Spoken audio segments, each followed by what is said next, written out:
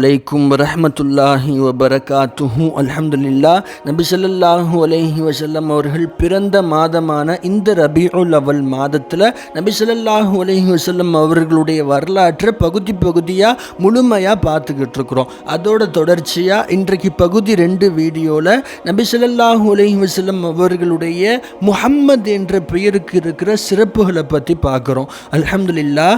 அல்லாஹ் குர்ஆனில் சொல்கிறான், வரஃபஅனா லக ذிக்ரக், நபியே உங்களுடைய அந்தஸ்தை, உங்களுடைய புகழை நாம் உயர்த்திவிட்டோம், நபியே உங்களுடைய பெயரை நாம் உயர்த்திவிட்டோம் அப்படின்னு அல்லாஹு தஆலா குர்ஆனில் நபி ஸல்லல்லாஹு அலைஹி வஸல்லம் அவர்களுக்கு ஒரு வாக்கு கொடுக்குறான். அந்த வார்த்தையோட சக்தி என்னன்னு பாருங்களேன். இன்னைக்கு உலகத்திலேயே அதிகப்படியான நபர்களால் சூட்டப்பட்ட ஒரு பெயர் முஹம்மது. இன்னைக்கு அதிகப்படியான மக்கள் வச்சிருக்கிற பெயர் முஹம்மது. அல்லாஹு அக்பர். கிட்டத்தட்ட 150 மில்லியன் மக்களால், 150 மில்லியன் ஆண்களால் முஹம்மது என்ற பெயர் வைக்கப்பட்டிருக்கு. 150 மில்லியன் பாப்புலேஷன் முஹம்மதுன்னு பெயர் சூட்டியிருக்கிறாங்க தன்னுடைய பிள்ளைகளுக்கு. முஹம்மது அப்படின்ற பெயருக்கான அர்த்தம் என்னன்னா, புகழுக்குரியவர், புகழப்பட்டவர். புகழ்கிறது தான் இந்த முஹம்மதுன்ற பெயருக்கான மீனிங் கூட. பெரியோர்கள் நமக்கு ஒரு விஷயத்தை சொல்லி கொடுக்குறாங்க. இந்த முஹம்மதுன்ற பெயர் சூட்டப்படுறதுக்காக அல்லாஹ் கொடுக்குற சிறப்பு என்ன தெரியுமா? யாரெல்லாம் நம்ம முஹம்மதுன்னு பேர் சூட்டியிருக்கிறோமோ, முஹம்மதுன்னு பேர் வச்சுருக்கிறாங்களோ, அல்லாஹ் அவங்களுக்கு கொடுக்குற சிறப்பு என்ன தெரியுமா? சுபஹான் அல்லாஹ். அவங்க சொல்லி காட்டுறாங்க, யார் ஒருத்தர் முஹம்மதுன்னு பேர் வச்சிருக்கிறாரோ, நாளைக்கு மறுமை நாளில் இன்ஷா அல்லாஹ் நபி ஸல்லல்லாஹு அலைஹி வஸல்லம் அவர்கள் அந்த முஹம்மதுன்ற பெயர் சூட்டப்பட்டவருக்காக, முஹம்மதுன்னு பேர் வச்சிருக்கவருக்காக அவருடைய பாவங்கள் முழுமையாக மன்னிக்கப்பட்டு அவர் சொர்க்கத்துக்கு போகணுங்கிறதுக்காக அல்லாஹ் கிட்ட அந்த மனிதருக்காக சிபாரிசு செய்கிறாங்க. சுப்ஹானல்லாஹ். வெறும் முஹம்மதுன்ற பெயர் சூட்டின ஒரே காரணத்துக்காக நபி ஸல்லல்லாஹு அலைஹி வஸல்லம் அவர்கள் அவருக்காக சொர்க்கத்துக்கு சிபாரிசு செய்கிறாங்க. கொஞ்சம் யோசிச்சு பாருங்கள், நீங்களே கவனிச்சு பாருங்களேன். நமக்கு ரொம்ப பிடிச்சமான ஒருத்தரோட ஒரு பெயரை நம்ம எடுத்து வைக்கிறோம் அப்படின்னா அந்த விஷயம் அவருக்கு தெரிஞ்சதுன்னா அவர் எவ்வளோ சந்தோஷப்படுவார். அட, நம்மளோட பேர் எடுத்து அவர் தன்னோட பிள்ளைக்கே வச்சிருக்கிறாரு அப்படின்னு அவர் எவ்வளோ மகிழ்ச்சி அடைவார். அதே கான்செப்ட் தான் நபி ஸல்லல்லாஹு அலைஹி வஸல்லம் அவர்கள் தன்னுடைய உம்மத்தில் ஒருத்தர் 1400 வருஷம் கடந்ததுக்கு பின்னாடியும் கூட நம்மளோட பேரை ஞாபகம் வச்சு தன்னுடைய பிள்ளைகளுக்கு சூட்டுறாங்களே அப்படின்னு நபி ஸல்லல்லாஹு அலைஹி வஸல்லம் அவர்கள் அவ்வளவு மகிழ்ச்சி அடைகிறாங்க அந்த முஸ்லீம் மேலே. அதனோட வெளிப்பாடு தான் அந்த முஸ்லீமை நபி ஸல்லல்லாஹு அலைஹி வஸல்லம் அவர்கள் அவருடைய எல்லா பாவங்களும் மன்னிக்கப்பட்டு அவர் சொர்க்கத்துக்கு போகிற வரை அவருக்காக அல்லாஹ் கிட்ட சிபாரிசு செய்கிறாங்க. சுப்ஹான் அல்லாஹ்.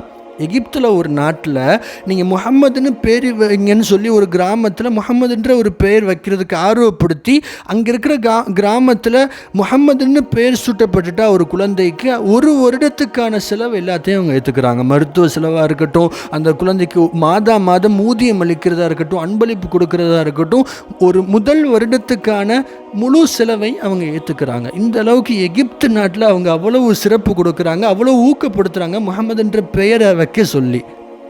நம்முடைய இந்திய மன்னர்கள்லேயே அதிகப்படியான நிலப்பரப்பு ஆண்ட அவுரங்கசீப் மன்னரை பற்றி நம்மளுக்கெல்லாம் தெரியும். அவுரங்கசீப் மன்னர்கிட்ட முஹம்மது அப்துல்லான்னு நினைக்கிறேன், முஹம்மதுன்றது பேர், பின்னாடி அப்துல்லாவா சம்திங் என்னன்னு சரியாக தெரியல, முஹம்மது அப்துல்லான்னு தான் நினைக்கிறேன்.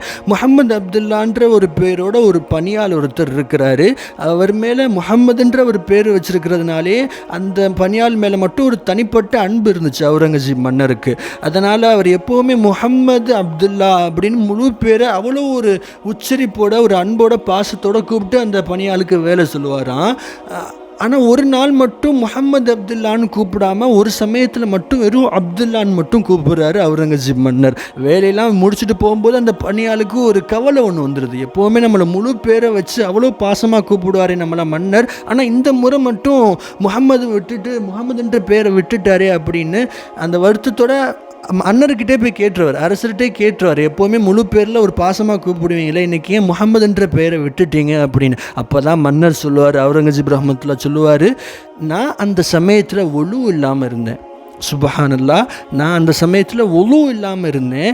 என்னோட நாயகத்தோட பேரை ஒழு இல்லாமல் கூப்பிட்றதுக்கு எனக்கு மனசு வரல. இப்போ நான் ஒழு செஞ்சுட்டேன், அதனால தான் நான் உங்களை முஹம்மதுன்ற பேரை நான் உச்சரிக்கிறேன் அப்படின்னு சொல்லுவாங்க. அல்லாஹு அக்பர். அதே தான் நபி ஸல்லல்லாஹு அலைஹி வஸல்லம் அவர்களுக்கு அல்லாஹ் கொடுத்த வாக்குப்படி, அந்த வார்த்தைப்படி அல்லாஹ் எல்லா இடங்கள்லையுமே எல்லா சமயத்திலையுமே முஹம்மதுன்ற பெயருக்கு எல்லா சமயத்திலையும் எல்லா விதத்திலையும் அந்தஸ்தை கூட்டிட்டான். நபி ஸல்லல்லாஹு அலைஹி வஸல்லம் அவர்களுடைய புகழை உயர்த்தி வச்சுட்டான். சுப்ஹானல்லாஹ். ஆக வரக்கூடிய நாட்களில் இன்ஷா அல்லாஹ் நபி ஸல்லல்லாஹு அலைஹி வஸல்லம் அவர்களுடைய வரலாற்றை முழுமையாக விளங்கிக் கொள்ளும் பாக்கியத்தை வல்ல அல்லாஹ் நம் அனைவருக்கும் தருவானாக.